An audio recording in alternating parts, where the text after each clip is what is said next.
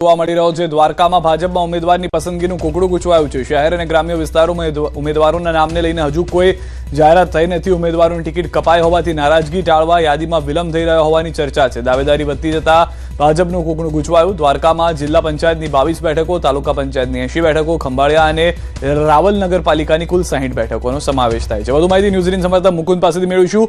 મુકુંદ, અહીંયા પણ દ્વારકામાં કોકડું ગૂંચવાયેલું જોવા મળી રહ્યું છે। સત્તાવાર કોઈને ફોન ના આવ્યા, કોઈ જાણકારી? સિદ્ધાર્થ, વાત કરવામાં આવે તો દેવભૂમિ દ્વારકા જિલ્લામાં સ્થાનિક સ્વરાજ્યની ચૂંટણીને લઈ ભાજપમાં પણ કોકડું ગૂંચવાયું છે। શહેર અને ગ્રામ્ય વિસ્તારમાં જે ઉમેદવારોના નામ જાહેર કરવાના હોય છે તેમાં હજી કોઈ સત્તાવાર જાહેરાત કરવામાં નથી આવી। કેટલાક ઉમેદવારોની જે ટિકિટ છે ત્યાં ટિકિટ કપાઈ હોવાની ચર્ચા પણ હાલ જે સેવાઈ રહી છે, જેને લઈ દ્વારકા જિલ્લામાં જિલ્લા પંચાયતની 22 બેઠકો, તાલુકા પંચાયતની 80 અને ખંભાળિયા તેમજ રાવલ નગરપાલિકાની 60 બેઠકોમાં ઉમેદવારો વધી જવાના કારણે જે દાવેદારો છે, આ દાવેદારોનો વધારો હોવાના કારણે જે ભાજપ છે તે ભાજપની જે જિલ્લા પંચાયત અને તાલુકા પંચાયત અને નગરપાલિકાની ચૂંટણીમાં જે હાલ કોઈ સત્તાવાર જાહેરાત કરવામાં નથી આવી। આભાર મુકુંદ સમગ્ર માહિતી બદલ। સત્તાવાર જાહેરાતની રાહ જોવામાં આવી રહી છે। દ્વારકામાં ગીર સોમનાથ જિલ્લામાં સ્થાનિક સ્વરાજ્યની ચૂંટણીને લઈને રાજકીય ગતિવિધિઓ તેજ બની ગઈ છે। કોડીનારમાં કોંગ્રેસ દ્વારા આજે કુલ 25 ઉમેદવારી ફોર્મ રજૂ કરવામાં આવ્યા, જેમાં જિલ્લા પંચાયતની 5 અને તાલુકા પંચાયતની 20 બેઠકોનો સમાવેશ થાય છે। બીજી તરફ આમ આદમી પાર્ટી દ્વારા અત્યાર સુધીમાં કુલ 13 ફોર્મ ભરવામાં આવ્યા છે, જેમાં જિલ્લા પંચાયતની 4 અને તાલુકા પંચાયતની 9 બેઠકો માટે ઉમેદવારી નોંધવામાં આવી છે। ચૂંટણીને લઈને તમામ પક્ષો વચ્ચે સ્પર્ધા તેજ બનતી જઈ રહી છે। આજે કોડીનારના 24 તાલુકા પંચાયતના ફોર્મ રજૂ કર્યા છે અને 5 જિલ્લા પંચાયતના ફોર્મ રજૂ થયા છે અને આગામી દિવસોમાં કોંગ્રેસનો ભવ્ય વિજય થાય એ રીતની રણનીતિ નક્કી કરી છે અને કેમ્પેનિંગ પણ એ રીતના જ કરશું। આ વખતે સાહેબ અમારી 8 થી 10 સીટ આવશે। તાલુકા પંચાયતની, જિલ્લા પંચાયતની 2-5 સીટ અમારી આવશે ને ઓલી વખતે એકલો હાથે પણ પહેલી વખત પાર્ટી આવી હતી ને ફક્ત એકલો જ હતો તોય 12,000 મત લઈ આવ્યા હતા। આ વખતે તો અમારે આખી વિધાનસભા અમારી જોડે છે। સુરેન્દ્રનગર મહાનગરપાલિકાની ચૂંટણીના માહોલ વચ્ચે વોર્ડ નંબર 11ના કોંગ્રેસના 4 ઉમેદવારોએ ફોર્મ ભર્યા। પ્રેમજી ટુંડિયા, છેલા માંગુડા, જયશ્રી રાઠોડ અને અરુણાબેન પરમારે ઢોલ નગારા નાદ અને સમર્થકોના ઉત્સાહ સાથે કલેક્ટર કચેરી ખાતે ઉમેદવારી ફોર્મ ભરીને પ્રચારના શ્રી ગણેશ કર્યા છે। આ પ્રસંગે ઉમેદવારોએ ભાજપના શાસન પર ભ્રષ્ટાચારનો આરોપ લગાવી તેનો અંત લાવવાનો સંકલ્પ કર્યો હતો, તેમજ રસ્તા, પાણી, સફાઈ જેવી પ્રાથમિક સુવિધાઓ અને મોંઘવારી જેવા મુદ્દાઓ સાથે લોકો વચ્ચે જઈને ભવ્ય જીત મેળવવાનો વિશ્વાસ વ્યક્ત કર્યો હતો। હું 35 વર્ષથી એક જ ધારો જીતું છું, નગરપાલિકા। 1 રૂપિયાનો ભ્રષ્ટાચાર નહીં। કોઈ કે 1 રૂપિયાનો ભ્રષ્ટાચાર કર્યો તો બાવો થઈને જુનાગઢ હોય વાતની મારી ગેરંટી છે। આ ભાજપ વાળા એટલો ભ્રષ્ટાચાર વાત મૂકી દો, આમનું નામ જ ન લો। તો મોરબીમાં ભાજપે ટિકિટ ન આપતા અપક્ષમાંથી નોંધાવી ઉમેદવારી। મોરબી નગરપાલિકાના પૂર્વ પ્રમુખ લલિત કામરિયાએ ભાજપ દ્વારા મહાનગરપાલિકાના વોર્ડ નંબર 8માં ટિકિટ ન આપતા પક્ષ સામે બળવો કરી અપક્ષ તરીકે પોતાની ઉમેદવારી નોંધાવી છે। ભાજપમાંથી ટિકિટ ન મળતા નારાજ થયેલા લલિતભાઈ મોટી સંખ્યામાં પોતાના સમર્થકો અને વિસ્તારના લોકો સાથે શક્તિ પ્રદર્શન કરીને ઉમેદવારી ફોર્મ ભરવા માટે સેવા સદન ખાતે પહોંચ્યા, જેના કારણે સ્થાનિક રાજકારણમાં ગરમાવો આવ્યો છે। સ્થાનિક સ્વરાજ્યની ચૂંટણી આવતા જ મોરબી મહાનગરપાલિકાની ચૂંટણી પણ આવી છે, ત્યારે મોરબી નગરપાલિકાના પૂર્વ પ્રમુખ છે જેને અપક્ષ ઉમેદવારી નોંધાવી છે। આપણે એમની સાથે સીધી વાત કરીશું, શા માટે અપક્ષ ઉમેદવારી નોંધાવી છે અને શું વાત છે। લલિતભાઈ, જે પ્રકારે તમે આજે મોરબીમાં મહાનગરપાલિકા માટે તમે અપક્ષ ઉમેદવારી નોંધાવી છે, શું વાત છે? મોરબી મહાનગરપાલિકાની અંદર ભારતીય જનતા પાર્ટી અમને અને દિનેશભાઈને 2માંથી એકને ટિકિટ ન આપતા એટલે અમે અપક્ષ ઉમેદવારી નોંધાવી છે। અને મોરબી મહાનગરપાલિકાની નગરપાલિકા હતી ત્યારે હું 2013 થી 2015 સુધી પ્રમુખ તરીકે મેં કામ કર્યું છે અને દિનેશભાઈએ પણ છેલ્લા 5 વર્ષમાં ઘણું બધું કામ કર્યું, એટલે અમે લોકોએ પાર્ટીને ખૂબ રિક્વેસ્ટ કરી છતાં ટિકિટ ન મળી એટલે અમે અપક્ષ ઉમેદવારી નોંધાવી। તો પક્ષ સાથે છેડો ફાડો છો એવી વાત છે?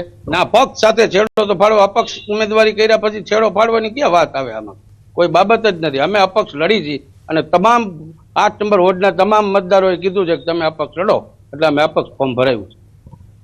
લલિતભાઈ કામરિયા હતા જે મોરબી નગરપાલિકાના પૂર્વ પ્રમુખ છે, જેને અત્યારે મહાનગરપાલિકામાં ટિકિટ ન મળવાની વાતને લઈને અપક્ષ ઉમેદવારી નોંધાવી છે। કેમેરામેન સાથે રવિ ભડાણીયા, ન્યૂઝ 18 ગુજરાતી, મોરબી। તો જૂનાગઢમાં સ્થાનિક ચૂંટણીઓ પહેલા રાજકીય માહોલ ગરમાયો છે. જિલ્લા પંચાયત શિક્ષણ સમિતિના પૂર્વ ચેરમેને ભારતીય જનતા પાર્ટી સાથે છેડો ફાડી આમ આદમી પાર્ટીમાંથી ઉમેદવારી ફોર્મ ભરતા ખળભળાટ મચી ગયો. અપક્ષ પલટાની સાથે જ પૂર્વ ચેરમેનના પતિએ ભાજપ સામે ગંભીર આક્ષેપો કર્યા, જેના કારણે જિલ્લાના રાજકારણમાં ગરમાવો આવી ગયો છે.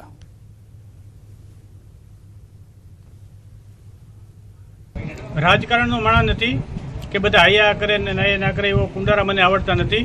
હું શિક્ષણ અને આરોગ્ય ક્ષેત્રે છેલ્લા 2001થી મેં દાતાર એજ્યુકેશન ચેરિટેબલ ટ્રસ્ટની સ્થાપના કરી. હું કોઈ જ્ઞાતિ પૂછતો નથી. હોસ્પિટલનું કામ હોય કે શિક્ષણનું કામ હોય કે બીજું કોઈ પણ હોય, મેં કોઈ બાબતમાં કોઈને પૂછ્યું નથી. હું મારી રીતે કામગીરી કરું જ છું. એ કામગીરી મારી ચાલુ રહેશે. રણનીતિની અંદર બીજું કાંઈ નથી. મેં પક્ષમાંથી ફોર્મ ભર્યું છે મારા પત્નીએ જિલ્લા પંચાયત ધંધુસર સીટમાં બક્ષી અનામત છે. ત્યારે મને મારા ખુદ હાઈકમાન્ડ, મારા પ્રજાજનો અને મારા વિસ્તારના લોકો જે મેં 5 વર્ષની કામગીરી કરેલી છે એ યાદ રાખીને મને કુલ કહેવામાં આવ્યું કે તમે ઊભો, એટલે મેં ઉમેદવારી કરી છે. વલસાડ જિલ્લા પંચાયત, તાલુકા પંચાયત અને નગરપાલિકાના ઉમેદવારોના નામ જાહેર. વાપી મનપાના તમામ ઉમેદવારોના નામ જાહેર. ભાજપના ઉમેદવારોના નામ જાહેર થયા છે. વાપી મહાનગર પાલિકા ભાજપના ઉમેદવાર જાહેર. 13 વોર્ડની 52 બેઠકો જાહેર. વલસાડ જિલ્લા પંચાયતની 36 બેઠકોના ઉમેદવારો જાહેર. વલસાડ તાલુકા પંચાયતના 32 દાવેદારો થયા જાહેર. પારડી તાલુકા પંચાયતના 22 ઉમેદવારો જાહેર. ઉમેરગામ તાલુકા પંચાયતની 30 બેઠકો જાહેર. કપરાડા તાલુકા પંચાયતની 22 બેઠકો પણ થઈ છે જાહેર. ધરમપુર તાલુકા પંચાયતની 24 બેઠકો થઈ છે જાહેર. નાના પ્રોઢા તાલુકા પંચાયતની 20 બેઠકો જાહેર. ઉમરગામ નગરપાલિકાની 7 વોર્ડની 28 બેઠકો જાહેર થઈ ચૂકી છે. વધુ માહિતી ન્યૂઝ 18 સંવાદદાતા ભરત પાસે મેળવીશું. ભરત, અહીંયા પણ જે રાહ જોવામાં આવી હતી, કદાચ તેનો અંત જોવા મળી રહ્યો છે. ઉમેદવારોનું નામ જાહેર થઈ ગયા છે. જી, આખરે ઇંતજારીનો અંત આવ્યો છે અને ભાજપે આખરે ઉમેદવારોની યાદી જાહેર કરી છે. ભાજપની આ યાદી જાહેર થતાં જ કहीं ગમ જેવો માહોલ સર્જાયો છે, કારણ કે આ નવી યાદીમાં મોટા ભાગના નવા ચહેરાઓને સ્થાન આપવામાં આવ્યું છે. અગાઉના જે ધુરંધરો હતા અને જે મોટા માથાઓ હતા તેમને પણ પડતા મૂકવામાં આવ્યા છે.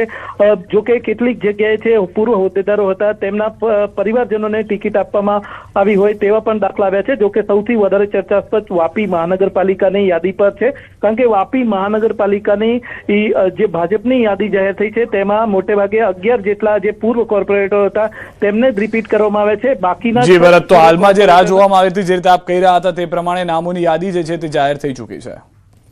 અરવલ્લીથી સમાચાર. ભાજપમાં ટિકિટ ફાળવણીને લઈને રોષ. વિવિધ બેઠક પર અંદરખાને નારાજગી. દદાલિયા તાલુકા પંચાયત બેઠક પર ભાજપના ઉમેદવારને લઈને રોષ. આયાથી ઉમેદવારને ટિકિટ આપતા સૂત્રોચ્ચાર. મોડાસા કમલમ કાર્યાલય ખાતે દદાલિયાના આગેવાનો પહોંચ્યા. સ્થાનિક વ્યક્તિને ટિકિટ આપવાની કરી માંગ. હું દદાલિયાનો રહેવાસી છું. અત્યારે કમલમની અંદર અમે એ રજૂઆત કરવા માટે આવ્યા છીએ કે તાલુકા પંચાયતની દદાલિયા સીટ ઉપર બહારનો ઉમેદવાર મૂક્યો છે.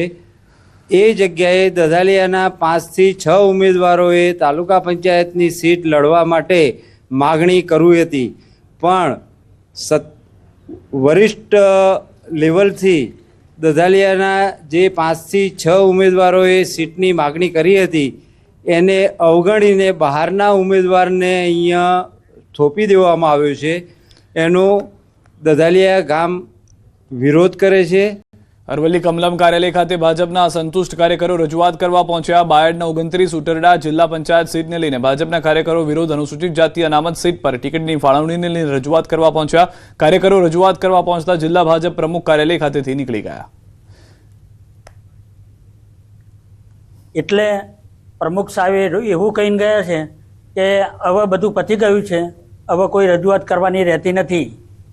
આગળની રણનીતિ વિરોધ કેવો રહે? આગળની રણનીતિમાં ગઈકાલે 200 માણસે ભાજપમાંથી રાજીનામું તો આપી જ દીધું છે અને હવે બીજા જે ઉંટરડા છે, આંબલિયારા છે, લીંબ છે, તેનપુર છે, અમિયાપુર છે, એ બધા અનુસૂચિત જાતિના ઉમેદવારો રાજીનામું આપવા માટે તૈયાર છીએ.